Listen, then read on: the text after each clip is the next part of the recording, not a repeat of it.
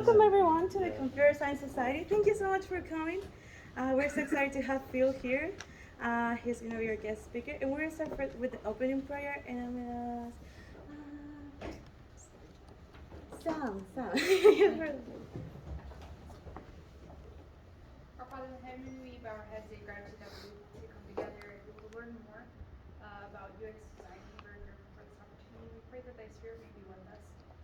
We ask that we can also look for opportunities to serve those around us this day. And we say this in the name of Jesus Christ. Amen. Amen. Well, for announcements, next week maybe we're going to have our closing social. And then our last meeting for projects is on Friday. So if you're part of the projects, our last meeting is going to be not this Friday, but next Friday. So yeah, that's it. And we're excited to keep having the society next semester, so keep coming. So yeah, so welcome, Phil. Thank you. Appreciate it, Leslie. Okay, so I don't want this to be like a lecture because that doesn't help either one of us. I want this to be like a win-win where I want to learn from you guys. So I really want this to be like a discussion. So even though, yes, it's like a presentation and I'm like clicking through slides, like I want there to be some interaction, right? I want you guys to ask questions. If you like notice something weird or you have a question, just like, you don't even have to put your hand up. Just like, hey, Phil. Okay, so just do that.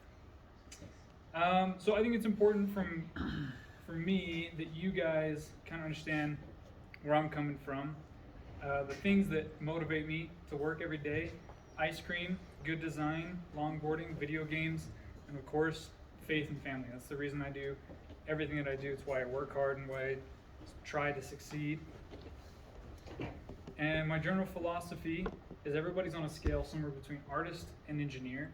And it sounds like the people in this room are very much, scattered across that whole scale, right? We have people who are like, I'm gonna just design the code for these things, and some people are like, I just want to make something beautiful and make something work really well. So over time, I kind of realized that I'm somewhere over here, kind of more on the artist side, but not so much that I would enjoy just making things beautiful.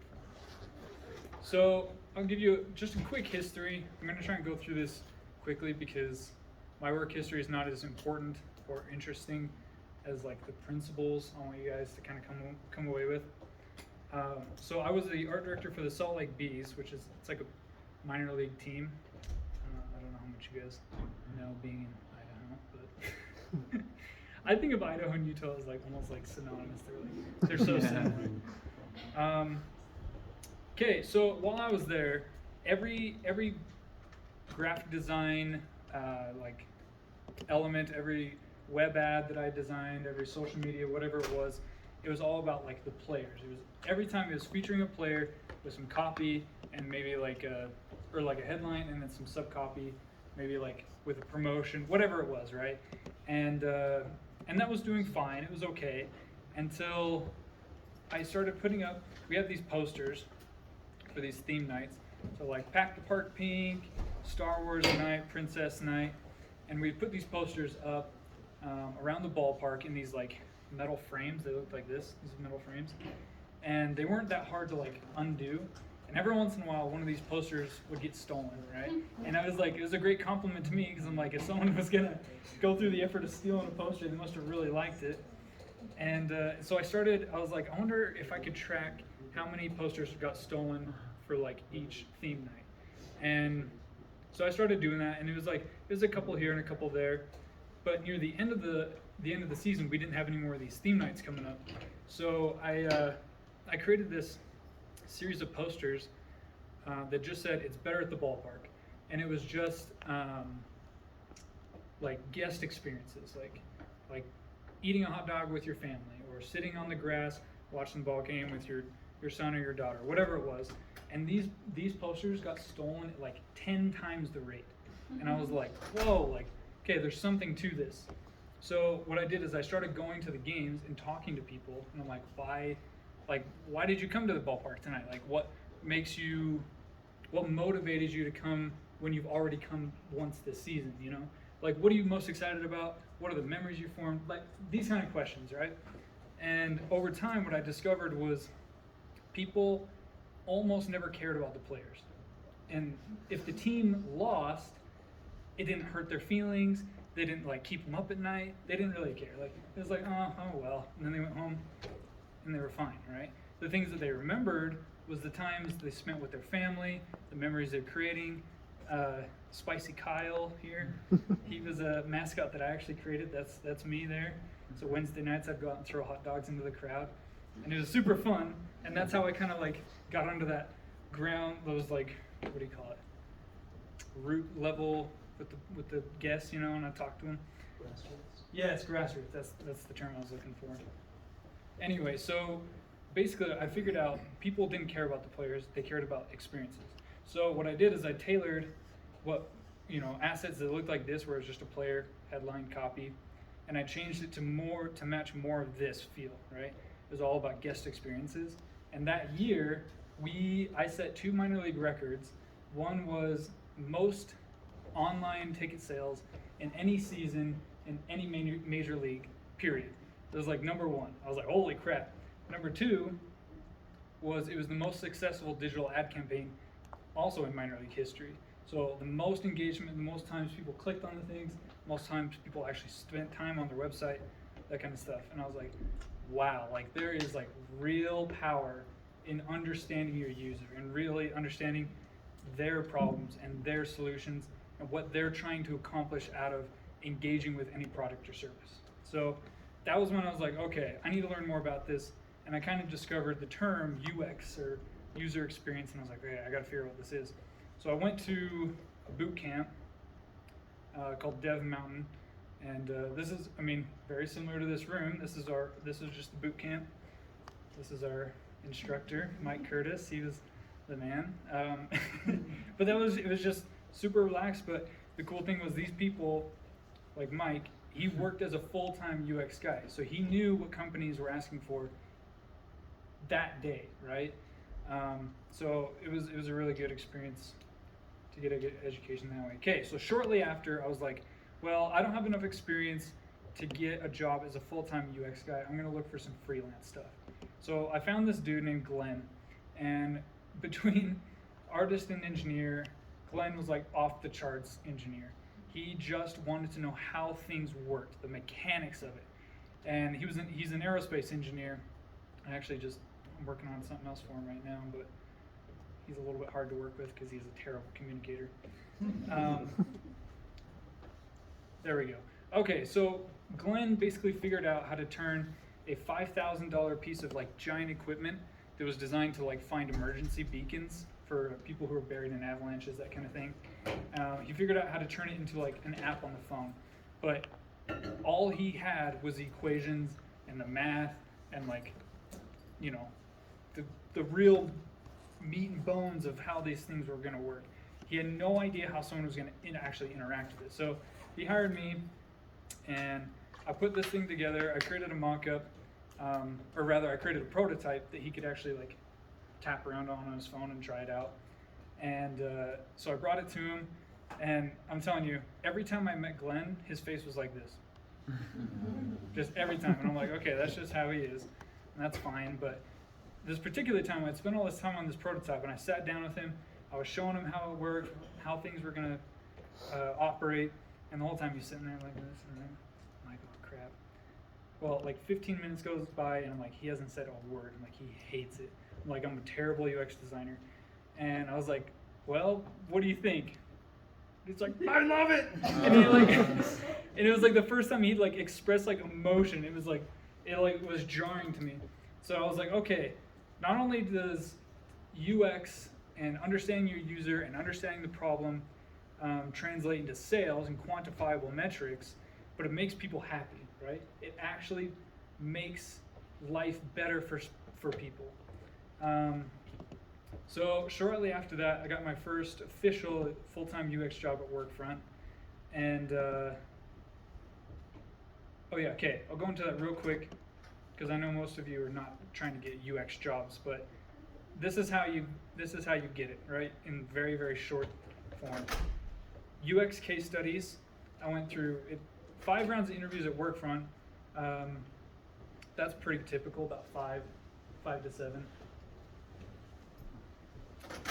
I thought I knew that, Kate. Never mind. Okay, Soft skills.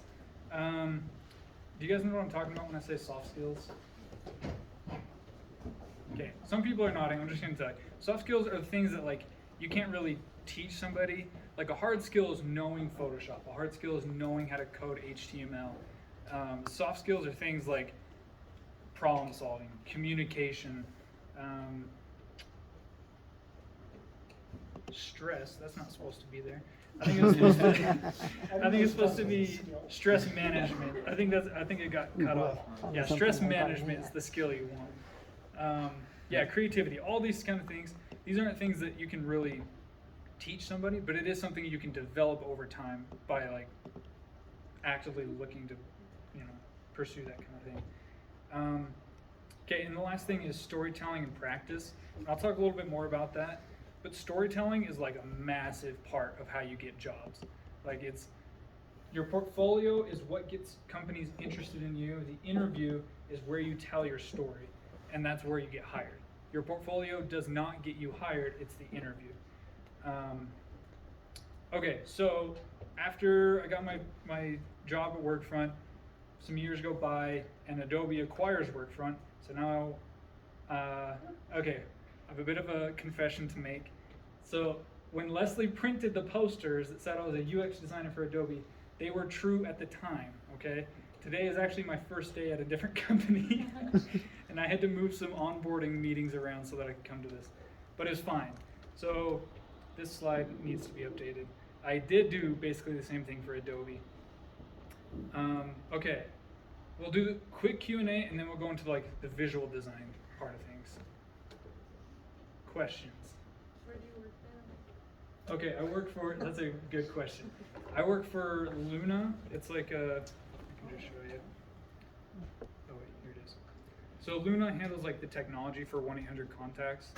They do like the online eye exam, virtual try-on, when like they use your webcam to like scan your face so you can try on glasses through the website, that kind of thing. So I'm now senior product designer for them. I'm going to be hiring my own team of designers, which I'm pretty pumped about. And I'm going to try and hire this guy because he's so beautiful. Yeah, okay, cool. Why did you switch companies? Because Luna was going to pay me $50,000 more. Yeah. Yeah, when people say, why do you want to work at this company? You can't say because you're going to give me a lot of money. But that is the real reason, right? Nobody would do their job if they weren't getting paid for it. So how was your time at Adobe? How long did you work for them? Was it in Adobe? Yeah, I was at Adobe for about 1.5 years, and it was really cool because I got to work with like some of the industry's like best, right? Some of these people have been working in their particular specialty for like years, so they're crazy good at it. And the cool thing about Adobe is, do you guys know what like a T-shaped skill set is? Have you heard of that? Okay, yeah, the idea is it's like you have a wide set of skills where you can do like you have a basic level of understanding for like a whole bunch of stuff, but you're really good at one thing, one or two things. You've got a really deep set of understanding of that one particular thing. And so what Adobe does is it stacks people who have they're like, okay, well we need a team of people who can do this amount of range, but we need them to have a deep set of skills. So it just stacks a bunch of specialists together, and then they're like, okay, now go and make something really cool. So it was sweet being able to work with like a lot of like highly specialized people. The bad part is you're a little cog in a giant machine. So you don't get to really accomplish like huge things by yourself, And I mean, I don't want to accomplish huge things by myself, but it makes a lot more difference when there's not 300 people behind a product, and you're not like, you're just like, oh, I made that button, and I made the padding on that button. It's like, it's just not that special, and that doesn't really motivate me. Oh yeah, you had your. Two questions. What kind of things did you work on at Adobe, and did you ever like work on code at all or anything like that? So I know literally zero code. If you were like, I want you to make a red box on a web page, I'd be like, I have no clue how to do that. So when I go into the UI stuff, I'll go over a couple of these pages that I designed for Adobe. and you can, and we'll talk about like specific examples of like what I'm talking about. But yeah, you'll see some of the stuff I worked on at Adobe. At least one. Here, I can find another one real quick. You had a question. Yes, so the UX boot camp, I was wondering if you could maybe talk about that a little bit. And Mhm. obviously, like, you working with Adobe, like, that's an amazing job. And then this new job sounds like a great job. Like, what gave you the edge to do this? And was it the UX boot camp? Was it your experience before that? Like, what Yeah. really, I guess, sets you apart and what you give credit to as far as like your skills to be a good developer or whatever? So here's the thing with boot camps. The majority of the students who are at the boot camp with me, like as far as I know, all of them but me and one other person do not work as UX designers. And I'm pretty certain the reason is they never took time to develop their visual design skills. They just knew the UX process. Now, big companies like Adobe can use people who just have that one skill set where they're like, I just know how to do UX research. I can't design anything visually. I can't create mock-ups or prototypes, but I know how to do the research. They can use those people, right? But you have to have years of experience to get into that, right? So you kind of have to have that wide set of skills first for companies to start hiring you, because like a startup, you have to wear 30 different hats. You have to do the job with 30 different people to a basic level, so that, because I mean, they're startups, right? They don't have that much money. They can't hire that many people. They want one person to be able to do a ton of things. So I kind of attribute my career trajectory to the fact that I was good at a lot of things, Right. to a basic level. I'm not a specialist in a whole bunch of things. I don't even know if I'm a specialist now. I'm still just good at a whole bunch of things.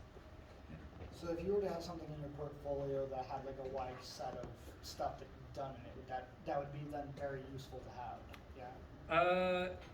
Not for your portfolio, no. Because if you're trying to get hired for something, like let's say you're trying to get hired as a UX guy, and your case study, for example, goes into coding, and then it goes into your research, and then well, I guess research is part of UX.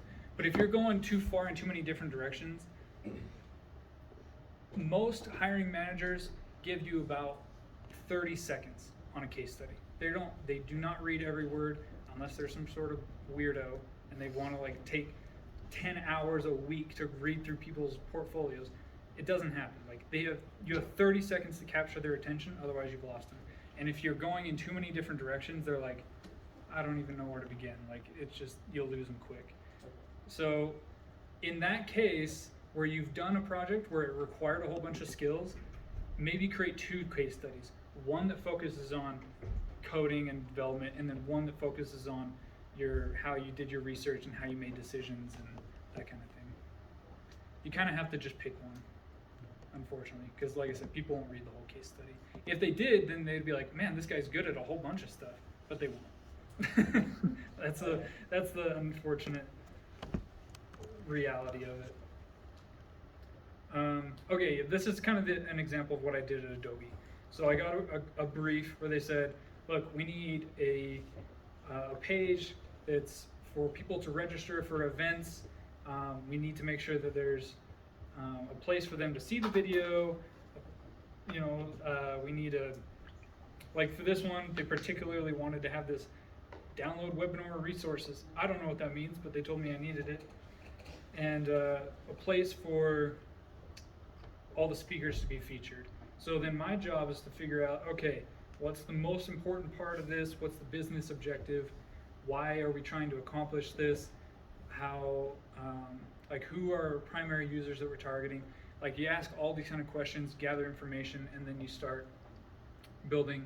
This is technically like a medium fidelity wireframe because I've already figured out the hierarchy and I've already figured out information architecture. Do you guys know what that means? Information architecture? Yeah. So it's kind of just figuring out what's most important, how it aligns with business objectives and visual compilation, that kind of thing. I thought there was another question over here. No? I have one. Yeah. It wasn't me, but so you said that in process, you showed off like 5 case studies. No, Is that right? I had 5 interviews. 5 interviews. Oh, Yeah, right. And yeah. then you showed off case studies. Yeah, exactly. What are these case studies on? Just Mhm. things? Yeah, just things. Things. Alright, that's pretty big. Yeah, so I've got 6 case studies, and I was just talking to Wesley about this. I've worked on a lot of projects over my career, right? And I've picked these 6 ones because these are the ones that, 1, tell the most interesting story that helps me get jobs, and 2, are things that I personally found interesting. I don't want to create a case study for, I don't know, designing a Excel spreadsheet plugin, you know? I didn't do that, but I never would, because I don't want to get hired for that kind of job. So I created case studies for jobs that I actually would want to do in the future. So yeah, in the interview setting, I don't just come to my website and start scrolling through. Especially when you get to like senior levels and mid-senior levels, they want you to have like a presentation, something similar to this. I should have just pulled it up. I've got a presentation actually very similar to this one for how I got my current job, and they like loved it.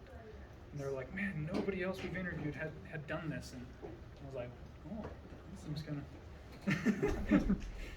yeah, if you guys can figure out how to do like simple, good looking presentations like this, trust me, I never thought I wanted to be a presentation designer, but they love it. Like, yeah. What like software are you making your presentation on? This is Adobe XD. Yeah. And I was talking about earlier, like I design all my assets, like all these, I design them in Illustrator and then just import them. So I do like interactions and layout, that kind of stuff in XD. For the study cases, how do you know they are the ones that it's gonna get you hired, basically? Yeah.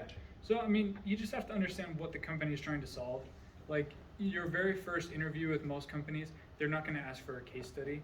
They're just like,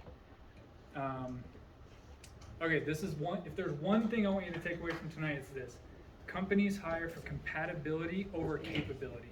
They want to hire somebody that they want to work with. They don't. Your ability to do the job is way less important than their willingness to work with you, right? You could be the best designer, best coder in the world, but if you're just a pain in the butt to be around and they don't want to work with you, they'll pass on you. In fact, I know that for a fact because when I worked at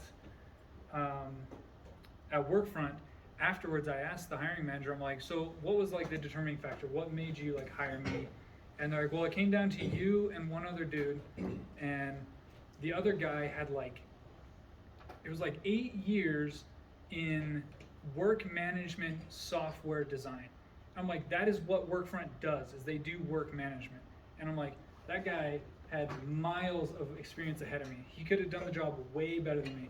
But they're like, we felt like we could just work with you more. Like, we just liked you more. And I'm like, that's amazing, right? That's where those soft skills come in. Being able to be like, they're like, when people say, like, in interviews, they'll ask you dumb questions, like, what's your greatest weakness? Like, I hate that, but they'll ask you like, how would you solve this? And instead of being like, I would sketch this and then I would do this, I'm like, I would ask a ton of questions. I'd contact this person. I'd ask them how they did it. I'd ask about the history of this product. What was the business goal? I do all these things. And like, just explaining that I would just communicate with a whole bunch of people who already knew the answers to this, they were like, this is our guy. Like, just being able to ask questions is like a massive asset because so many people are afraid of looking dumb by asking questions. Like, ask dumb questions. Like, I was just telling Leslie's cousin. Yeah, I was just telling her because she's a mathematician, and she's like, she's like, I just started a new company, and they have all these acronyms, and I don't know how to like. What was her question? She said, like, how do I understand this like language, right? And I was like, you don't. You just ask one at a time. You go, what does ADC stand for? And someone will give you an answer, and you write it down. Like when I started at Adobe, I literally created an Excel spreadsheet that ended up having like 90 something entries of acronyms that people would mention and that I didn't know the meanings to, so I would just ask it one at a time. And by the end, I was the guy who knew what all the acronyms meant. And so people would ask me, like, what does this mean? And I actually knew the answer because I was the one who asked the questions. I forgot what the original question was. What were we talking about? How to describe. Yes, how do you pick which case study? Okay, I don't even remember if I answered it. Basically, you just do the research to understand what the company's trying to solve, and you're like, have I solved anything similar to that in the past? And most of the time the answer is no, because every company is trying to solve a different problem in a different way with different parameters, right? Maybe they have less money, maybe they have less people, maybe they have less years of data acquisition to know, what their users prefer. Like I'm designing a website for like a little entertainment place where they have like skating and a bounce house and arcade and that kind of stuff. And their website is ancient, like classicfuncenter.com. Okay, this was designed 10 years ago. Literally everything on the website is an image on a carousel. Everything. So you come to this, everything's an image on a carousel. They have zero metrics or zero analytics. They have no idea how people use their website. They just assume, well, most people probably come for hours and pricing. I'm like, well, that's a probably pretty good assumption. What about these other 40 things? Well, I don't know. And so it's hard to design a website when you have no idea how it's going to be used. So to answer your question for the third time, it's just case by case. Now that being said, storytelling is more important. Telling a good story is more important than trying to solve their problems in the interview. Yeah, so like maybe this project that I worked on, Cube, it's about like door-to-door sales. I would tell this story because it's a really good story versus one that's more applicable but less interesting. Can we tell us, like, one of your employers about your project? Wait, what? Can you tell us the story? Oh, yeah. Yeah, give us a Like- real life example. Like how I would tell the story? Like talking through the case study. Yeah, sure. Okay, so Burp Buddy. This was a project. This was a personal project that so when I'm going through the interview, I often talk about different projects in the context of what principles in the UX process I learned from those projects. So I wouldn't go through the entire case study. I'd be like, Burp Buddy taught me about aftermarket research. And so I'd talk about that specific part of the case study. But the whole idea of Burp Buddy was when my first son was born, I was sitting there, I had him in my lap and I was burping him, and I had the burp cloth ready. I thought I was good to go. And sure enough, he spits up, it runs the whole length of the cloth on my pants and onto the couch. And I was like, what's the point of the burp cloth if it's not gonna, solve the problem? So I was like, surely there's like a whole myriad of options out there of baby products that this would solve. Well, it turns out there wasn't. There was like nothing. It was just like thicker burp cloths, which doesn't matter if the top is the same material. Anyway, so in this case study, you list this, you kind of create a really small snippet of story, the problem, and then the solution. So right off the bat, they know what the problem was, they know what the solution was. Now it goes into the process, what I actually did to get to that solution.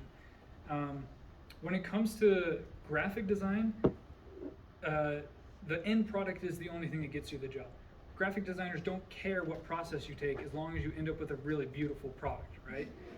UX people, it's the opposite. They don't care what the end product, well, they kind of care what the end product looks like. They just want to know what the process you actually take is, because their problem is different than the one that you were solving in the particular case study you were showing. This might take a little bit too much time to go through. I'll create like a new thing and I'll share it with you guys. How about that? That's a good overview, thank you. Yeah. So you just kind of walk through, you break down your case study based on the main key points. Wesley, good to see you, brother. See you, man. Yeah, I can see it. Yeah, the kind of the main like milestones you took in your project to get to where you were. And I was kind of telling Wesley as well, like the way that I write my case studies, he was telling me that a lot of his professors tell him to, like, when you're writing your case studies, and this goes for like development as well, you guys definitely may need to write case studies. It'll help you get jobs for sure. But he was like, my professors tell me, like, put every detail and make them super long and in-depth and like just expansive, right? Like everything you did on the project, just put it in the case study. I am like totally the opposite. I think you should put only the things that are absolutely essential that they need to know. Because like I told you, they're not going to spend 20 minutes reading your case study. You got 30 seconds to capture attention. And if it's really good, then they'll give you 2 minutes.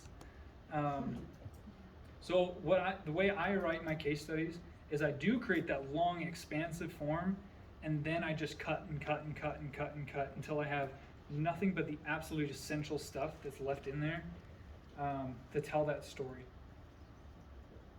So, I mean, I don't know how much you can actually gain from me just like scrolling through here, but I do have a question. Yeah, So what's up? when I'm watching this, it reminds me a lot of like IDEO's design thinking process. You're familiar with that? mm-mm. So it's like the process of like gaining empathy with like a problem and then going through a process to solve it. Okay. So I was curious if you've gone through classes or if you could touch on that, but it sounds like you don't. Yeah, I did 1 semester at UVU, and then, well, half of a semester at UVU. Then I photoshopped a doctor's note to get out mid-semester, and I wouldn't fail all my grades. I know it's probably not the most ethical thing to do, but it was so bad. I had professors that were literally wouldn't lecture. They would just email us a list of YouTube tutorials. I was like, how much am I paying for this? I'm like, this is insane. So I photoshopped my doctor's note, got out. I went to 2 semesters at the U, then realized I was wasting my time, and just then just went to work. So I probably don't know a whole lot of like official like education terms and process and stuff, but it gets the job done. So I noticed at the top you said it was like a failed project. When you're like doing an interview, do you talk about like things that failed or things that you tried and Oh yeah. didn't work out? Yeah, 100%. Because the vast majority of things you're gonna try are gonna fail, and not necessarily like catastrophic, like we're losing everything failure. It's like, hey, we're gonna try this new design for this web page. Like I'll show you that one that I had pulled up earlier. So I've got 2 different versions of this idea. Actually, I've got like 4 of them, but so let's say I submit, I'm like, hey, this is version A and this is version B. I want to A/B test these. Do you guys know what A/B testing is? It's the idea of like, okay, so you're like, I'm going to create this version and then I'm going to create this version. I want my development team to build both of them full fidelity, so they're both ready to go. And then whenever somebody comes to this page, they're either served version A or served version B. And then over time, you just gain metrics for which one performed better, and then you can gain, you can get analytics for like how long did they spend on the page. You can look at the heat maps to figure out like how far did they scroll down before they bounced, that kind of thing. Sorry, what was the question? I like go off on these tangents and then. I was just asking like failed products. Like Oh yeah, failed products. In fact, I mean, failed everything. You learn way more from the failed stuff than you do from the successes, right? Because here's the thing. Let's say I only created this version and it goes live and it does super well, okay? And they're like, well, we're going to use this template for every other on-demand webinar page going forward, okay? But they don't know why it was successful. They don't know if it's because the marquee was this tall. They don't know if it's because I put the video in the top. They don't know if it's because I had this little eyebrow thing that says on-demand series that included the series name. Like there's so many variables and elements to this webpage, they don't know why it was successful. However, if I were to A/B test, let's say that I just took this one away like, okay, I'm gonna get rid of this, and I'm gonna make this shorter, whatever. And so you just change it up. So you've done two things, okay? Then you test these two versions against each other, and then depending on which one wins, they call it winning and losing. Then you're like, okay, now we know what specifically changed and what did better versus what. So then you just do this over and over and over versus, changing element one at a time until you come to an optimized page where you're like, every one of these elements was the winner of one particular test. And it's a what's the word? It's kind of a grueling process because you're like, you have to wait, weeks or months at a time to gain the right analytics for a lot of these. So optimizing like a single web page can take like years, So most companies, they don't have the patience or the budget for that sort of thing. Maybe for like a home page, for a giant company, they would do that, but for like a page like this, they just move on to the next thing. Okay. I was really impressed by what you said about like a personal narrative in the interviewing process, and I was curious,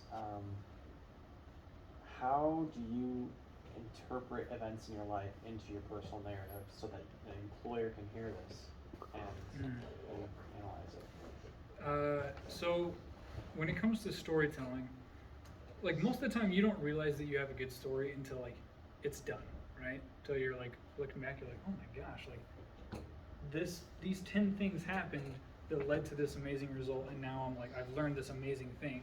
So it's not until the end that you realize like that's a story, right? There's something that happened, there's a whole bunch of there's ups and downs, and there's things that I learned. When it comes to actually telling the story and like turning it into something that you can actually use in an interview, it's all about practice. It's like the same principle as the case studies where you start with the long version, where you tell somebody like every detail, every little thing, and it takes you 20 minutes to get through the whole story, and then you just start compressing it and be like, okay, I'm going to tell a story in 10 minutes now. I'm going to tell it in 5 minutes, now 1 minute, now in 30 seconds. And by the time you get to like that 1 minute and 30 seconds, you start to realize the most important like keystone or milestone, key points, key point milestones. And then from there, you can expand them back out and get to an appropriate length and be like, okay, now I've got a 5-minute version of this story where it's nothing but like the most important and interesting aspects to that story. Does that kind of make sense? Yeah, that makes sense. Cool. Okay, let's go on to the visual design side of things. So I don't know how much exposure you have to visual design. So I'm gonna try and solve one problem for you. And that problem is when you've built a page, you've built a product, whatever it is, and you're looking at it and you're like, there's just something wrong with it, right? It's not quite right, and I don't know what it is. My goal is so that you can look at it and be like, I remember what Phil said. I can now identify the thing that's driving me nuts. And the problem too is a lot of times you can even look at existing products. Let's say you built a web page for I don't know, tables, and then you're like, it just doesn't look quite right. And so you go look at another website that has tables, and you're like, well, this doesn't really help me. It just looks a lot better, and I don't know why. So my goal is to help you guys understand why things look or feel better or worse, right? Okay, so this is gonna be kind of fun. Between these two arrangements, which one is better? Left. Okay, if you think it's the one on the left, raise your hand. Okay, if you think it's the one on the right. Tyler. Okay, that's interesting. Why do you think the one on the right's better? I wanted to be different from everyone else. Okay, you can't answer any more questions. I'm just kidding. Okay, who else raised their hand? You did? Okay, why do you think the one on the right's better? I just don't like how there's a hole in the other one. Like, it's just weird to me. Like Oh, that's interesting. Top right. Huh, And then okay. everything's more spread out. I don't know what this is supposed to be, if it's like an icon or something, but I just like the one on the right one. Huh, interesting. I Okay. guess I'm wrong. Or if you can raise your hand because you don't know what the goal of the design is. Okay, all right. Well, the whole point of the goal of the design is to figure out who's right and who's wrong. I'm just kidding. No. Okay, so it's not anything. It's just some circles, right? It's just some circles. But most of you had this gut feeling that the one on the left was better. Okay, can someone just tell me why you think the one on the left was better? So the one on the left, first of all, it fills out the space more. Second of all, the shapes were all the same. So on the one on the right, we have some ovals and some circles, but on the left, they're all the same shape. So Okay. More similarity, more something that we can recognize easier. Okay. Yeah. That makes sense. Okay. I like the alignment of them. I don't know, it feels more balanced. It's like the two circles on the bottom are aligned with the one on the top, and then there's space in between, which kind of aligns with the one in the middle as well. And then like I forget what the term is, but they're all circles instead of like ellipses, so like they're all the same. Yeah, like consistency. Yeah. Okay. I guess which is easy because we like symmetry in all things, and that's what gets our attention right away. Yeah. Okay. So with that all that being said, I'll show you. I don't know how easy it is to see. Okay. Here's the principle I'm trying to convey here. You don't have to be a professional designer to know that something looks wrong, right? Or that something looks good. You can look at a great design and be like, wow, that's beautiful. But you're not a trained designer. You know why? How should you know, right? It's because our brains are wired to look for perfection, to look exactly for symmetry, for consistency. And what were you saying? It was about taking up filling space. Yeah, right? Exactly. So it's about like things fitting. So I'll show you real quick. Oh, come on. Okay, in this particular one, all these blue lines are showing you how things line up. The bottom of this circle matches the bottom of this one. Top to top, left to left. This little circle here matches the top of this one here. This one, this red circle here is exactly 2/3 the width or the diameter of this large circle. This one is 2/3 of this one.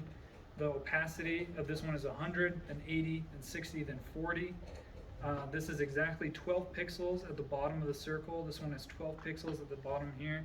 So all those principles that you guys named, that you were just going off of what you saw, right? You were just like, that one just looks more consistent. It just looks more balanced. And that's the reason why your brain is identifying these tiny little indiscrepancies, these little things that are just imperfect. So versus this one, you got 9 pixels, 23 pixels, 70, or it goes from 100, 77, 70, 30. And none of these things align up. Oh yeah, back to this one real quick. The size of this circle matches exactly the half height of this circle. Like all these little things play an absolute like crucial role in like taking a decent design into making it look like professional, where people can look at it and be like, a pro did that. So like the grid, a lot of you guys, like developer guys, you guys know about the grids, right? Super important, because that's how things align when you're actually building a web page. Everything is based on the grid. Well, it's the exact same thing for visual design. Things should be more or less on some sort of a basic visual grid. It doesn't necessarily have to be a 12 grid, system. But like even here, you got all these elements that kind of just line up. Now this was just, a little bit over here. This one was a little over here, whatever. People start immediately pick up on it, like, oh, this doesn't quite look right, even without these guides. Man, I had another really good example. Oh, it's over here. That's a different one. Okay. All right, sweet. So let's carry on. Okay, so between these two, which one would you just prefer? Do you just like better? Yeah, it's like left. Okay, raise your hand. Well, take a second to look at it.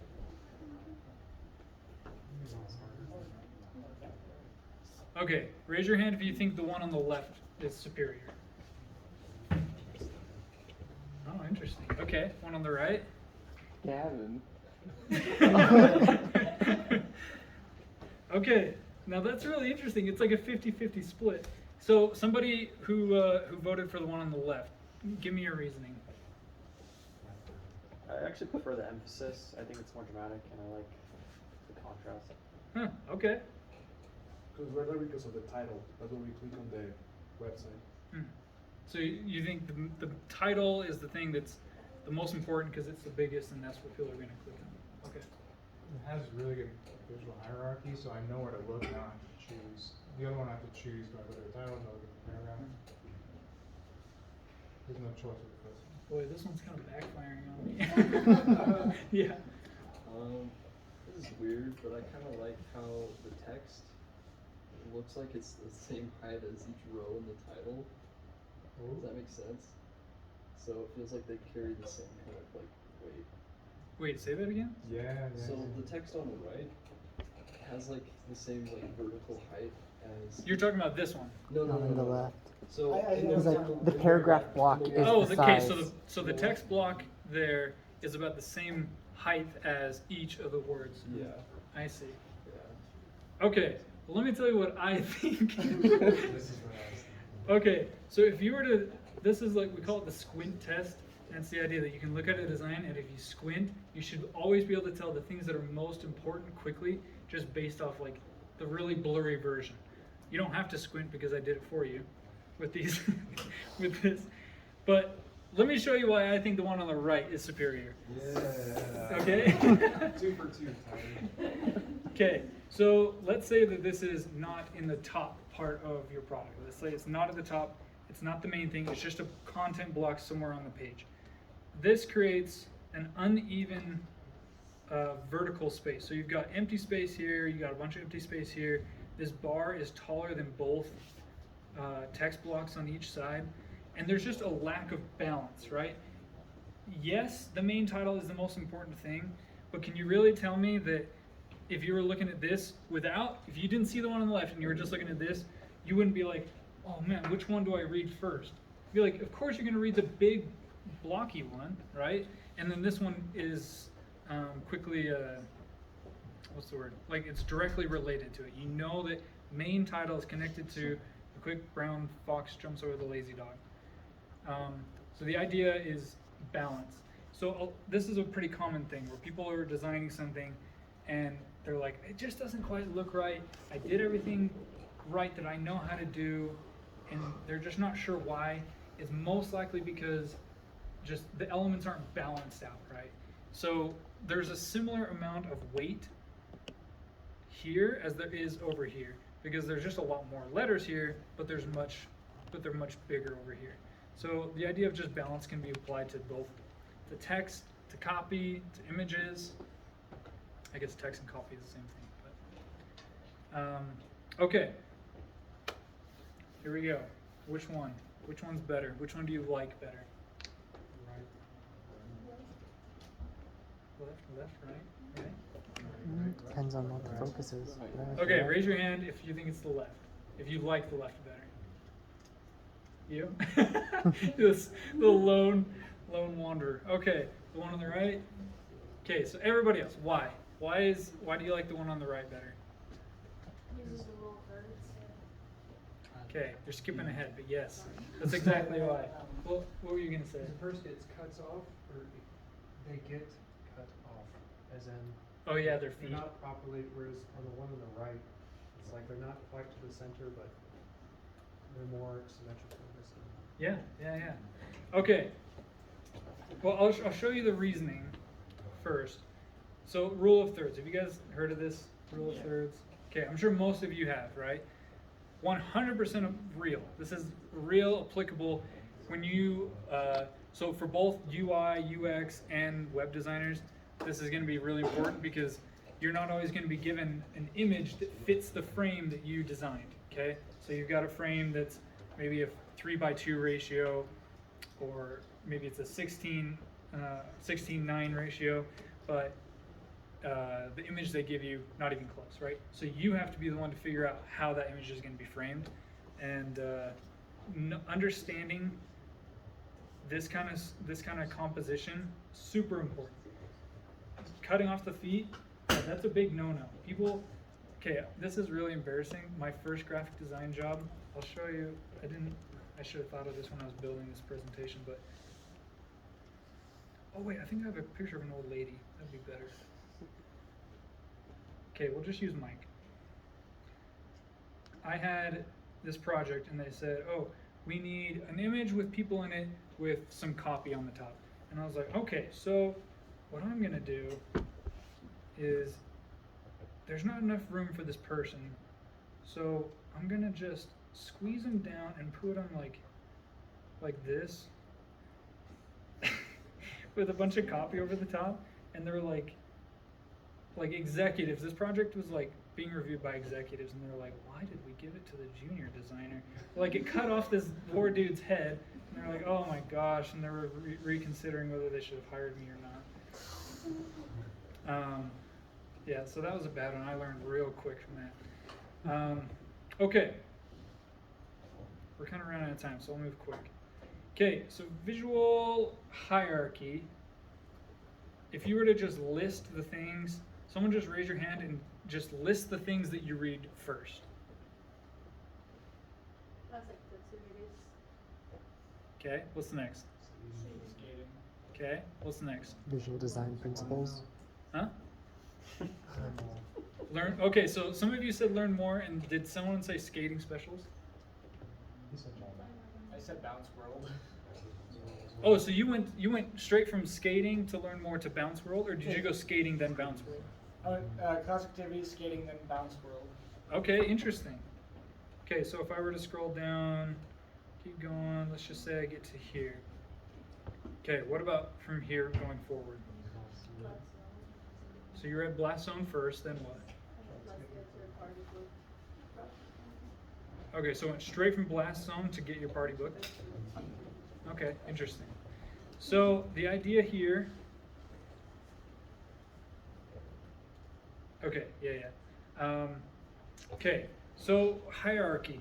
It's the idea of being able to prioritize the content of your design based on what's most important, what you want someone to read first, look at first, that kind of thing. So there's different ways that you can create hierarchy. There's weight, so font weight. You can see it's real nice and thick here and nice and light here. There's size, color. I mean, what was the first thing you looked at when I turned this slide?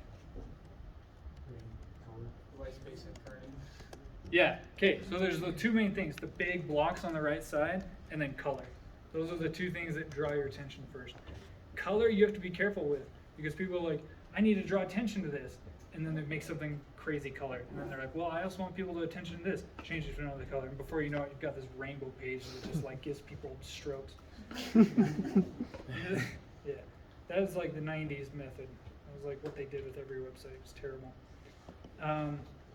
Yeah, typeface, case type, going like uppercase with everything. Do you guys know what kerning is? Yeah. Yeah, it's like the spacing in between letters. Okay, white space, man, I could talk about white space forever because it's super important. I think most young designers, when they first start out, they just want to pack every space with stuff. They just want to put like images and copy and just like smash everything as close to each other because they're like, well, we want everything as close to the top fold. Do you know what I mean when I say fold? Top fold. It's like the first viewport that someone sees when they come to a website. That's the top fold. And statistically speaking, anything below the fold is viewed way less. So they're like, just cram everything into the top fold. But it's very counter to it. It's not how it actually works in real life. Okay, so for example, this is one of the pages. I don't know why the viewport's so tiny on this, but this is one of those pages I was talking about earlier. So you can create hierarchy through typeface, or case type, font weight. So in this case, first thing you read, breakout session, webinar, that kind of thing. Then maybe this, the detail. But it's interesting because you've got 3 different versions or 3 different varieties attached to this little thing. You've got all uppercase, it's bold, but it's smaller. So it's like, are you drawing more attention to it or less attention to it? Because it's smaller than the body copy here, but it's bold and it's all uppercase. So it creates a really interesting dynamic where you can continuously use this kind of typeface when you're calling out the same kind of information.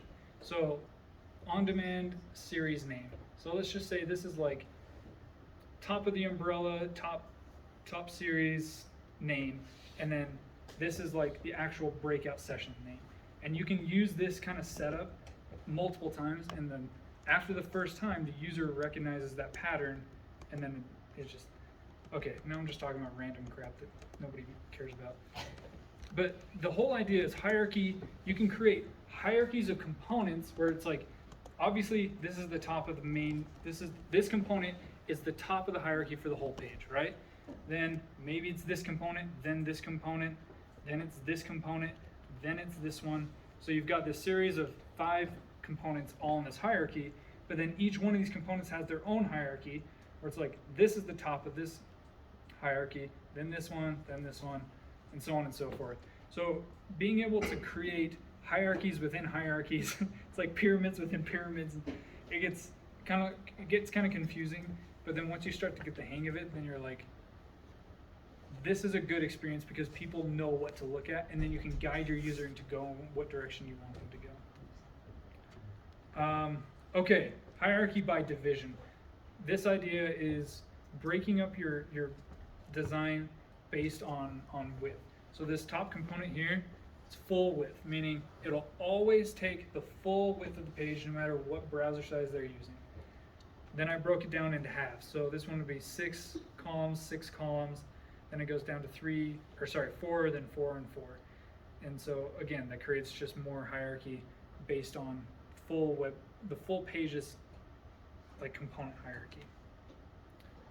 Oh, I guess I already called it out. Okay, I've said hierarchy about 40 times, so I'm just going to keep moving. I don't remember why I included this. Oh, motion, right.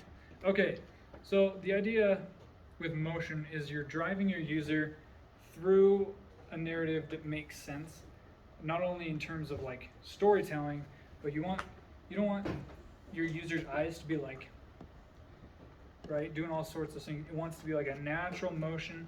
We call this at Adobe, you call this a Z pattern or a river flow, where it just naturally takes the user through your content, and it really helps people want to stay engaged on your page. It makes them like want to keep scrolling and keep reading, because it just, the motion and like the fluidity of it just makes sense to them on like an instinctual level, because it doesn't require them to like think about where they're going to look next or what they're, it's just, I mean, have you ever had that experience where you get to a website and you're like, I just don't know where to go or like what to look at, and so you're just like, close it, going somewhere else. I'm going to see if I can find, like when I'm looking for a recipe, like I'm not a good cook, but like when I try and find a recipe, if the website doesn't tell me the freaking recipe in the first 10 seconds, I'm out of there. It drives me nuts.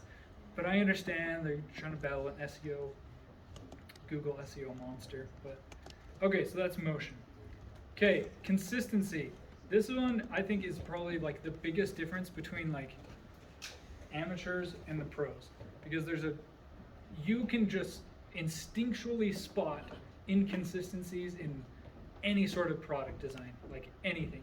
So when I set up a new website, I create like a component list. So for example, like I've shown you guys a couple of those screenshots of like the classic fun center that I'm working on. So for my developer, I set up this color palette board. These are the colors I stick to for the entire process, and he knows I will always stick to these colors. So he never has to be like, he never has to sample a color and be like, what's the hex code for that? You know, so it's super consistent. Same thing with text styles. I'm like, okay, this is my H1 style. This is my H2. This is my H1 subhead. And I just list them all out. So he knows when he goes through, okay, these are all the typefaces that Phil's going to use. So now when I come in and I'm actually building this page, I know he's never going to deviate. He's never going to give me an H1 that's 46 point. It's always going to be 42. And then when your user comes to your web page and things are just scaled just willy-nilly, however it just fit, because that's how the designer felt like it fit, it breaks up all, like, we call it trust, and it's not like the same kind of trust where you're like, oh, my girlfriend's not trustful or whatever. It's the kind of trust where you're like, if I click on this, I know exactly what's going to happen. Like this little learn more button, every time someone clicks on it, it should rotate and it drops down a little menu with extra information. If I had that on a different page and they clicked on it and it took them to a different page, they'd be like, what the heck? Now I don't know what any of these buttons are going to do anytime I click on them because it's not a consistent experience. So consistency is super important, not only from that interaction standpoint, but just visually, right? Anytime someone comes and sees this learn more button with a white border, blue text, they know it's going to do the same thing every time they see it across the entire website. Okay, this was another one that I was really, this one drove me nuts. I was working with this dude, he wanted me to design his website, but his logo was driving me nuts and I couldn't exactly tell him why. I was like, it just isn't correct. And at the time I was like, I don't know how to find the words. I'm like, it just isn't precise. I'm like, I don't know who designed it, but I don't think they took the time to like really make it precise. So what I did is I actually went through and I made all the measurements. I color coded them based on how often they appear. 60 pixels here, 55 pixels width, 9 pixels high, 22 here, 23 here, so almost, 36, 52, and then another 60. So it's like every width in this design was different, and there's no rhyme or reason. It was just whatever I guess the designer thought looked good. So I went through the time. Actually, did I show you guys that time lapse? That was a different logo. Never mind. But I took the time and I redesigned his logo. So now it's 52, 52, 52, 64, 64, 64, 28, 28, 28, 28. And just like, I showed him this logo and he was like, yeah, that's way better. And it almost looks identical, right? But just that instinctual part of his brain is like, now it looks right because there's consistency across it. And then speaking of consistency, so here's my two colors. It's like this mint green and then the starker mint green. And then I carried those colors across this whole website. So, here's a little button with that mint green, and then here's these little icons using different shades of those greens and some of that blue. So just creating like consistency across the whole product through color, typography, all these things. That's what takes you from being a newbie, amateur, or whatever you want to call it, to being like someone's like, yeah, like a freaking pro did this. Oh, I guess we're done. Okay, sweet. Okay, so questions. You guys can ask about any of these. I know we're out of time, so if you guys want to just bounce, it's totally cool to do that. I just have one question. Yeah.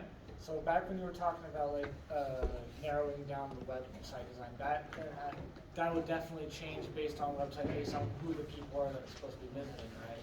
What do you mean narrow it down? So like when you're trying to refine the website, like you're talking about you change things around the website to see like A versus B, C. Oh yeah. That would definitely change between different sites because you have different groups of people who can visit. Yeah, 100%. Okay. Yeah, I mean you can test the same thing on two different websites, but if you have two different users or sets of users, you'll get totally different results. Yeah, you have to test everything individually because you can't take the learning from one site over to another. Now, I mean, there are exceptions to that where you can be like, we know for a fact that banners that are 120 pixels tall are clicked on at a much higher rate regardless of how they're used or what website or who your users were versus one that is, I don't know, 60 pixels tall or something. Yeah. Where would you go to find information like that? I don't know. I don't know. I mean, all my testing I've just done myself or had my testing team do that kind of thing. It makes sense though that it would be different like that because otherwise we'd have like a standardized. Yeah. Otherwise, every web page would be identical. Yeah.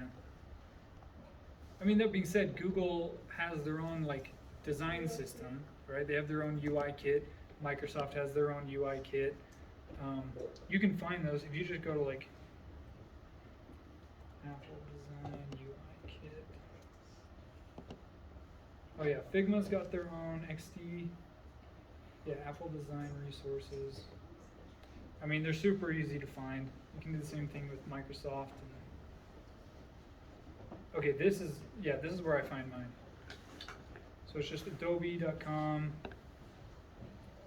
and then you can get the Apple Design, Google Material Design, AEM, which is Experience Cloud, Adobe Experience Manager components.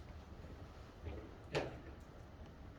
So there is some level of consistency with these kits. Yeah. Okay. Any other questions? Sorry, this is kind of. I was just curious because this is more of like a very standard uniform kind of design style. I've heard a lot about the potential of websites and digital design going more organic, and I was wondering what your thoughts are on that. Well, we were talking about this kind of at lunch, that creating original designs, like when I started as a graphic designer, I thought every one of my designs had to be original, otherwise I was like a fraud or something, like I was cheating the company because I wasn't giving them original designs. But that's not the case at all. You should be looking at existing designs, taking elements from those different designs, putting them together in such an arrangement that works well to solve your individual problem with your own individual interpretation of how that should be solved, right? And by doing that, then you're creating something original. So, I mean, if you're talking about trends come and go, you know. There's going to be universal principles of everything that I just covered: consistency, balance, hierarchy. What was this one? Yeah, arrangement. All those things they'll never end. You're never going to end up where every web page is like, you know what? Let's make things everything really inconsistent, because that's the trend. It's just never going to happen. No, that's never going to be a winning strategy to be like, let's go against solid design principles and make everything wonky. Like, it just won't happen. Like, you can change how things look, you can change how things interact, but if you start going against like these really core fundamental things, your designs will start failing for sure. I don't know if that's what you were asking. Because I know, like, back in the day they had like those 3D buttons where everything was like supposed to look like it was 3D, like you could like almost touch it, and now that's like completely gone. Now it's all flat design. I mean, those are just trends, right? Maybe one day that 3D design style is going to come back, and maybe it's going to perform really well, but I don't know. But it's always going to adhere to these principles. That's the thing. Okay, sweet. Do you guys have food over there? Get them! No, I'm just kidding. Okay, cool. You have a question? Can you send me a copy of this? I don't know if it's like proprietary. No, you're good. I can send this to you. In fact, what I'll do is I'll create link. I'll just send this to Leslie, and then you can just send it out to everybody. Okay. We good? All right. Sweet.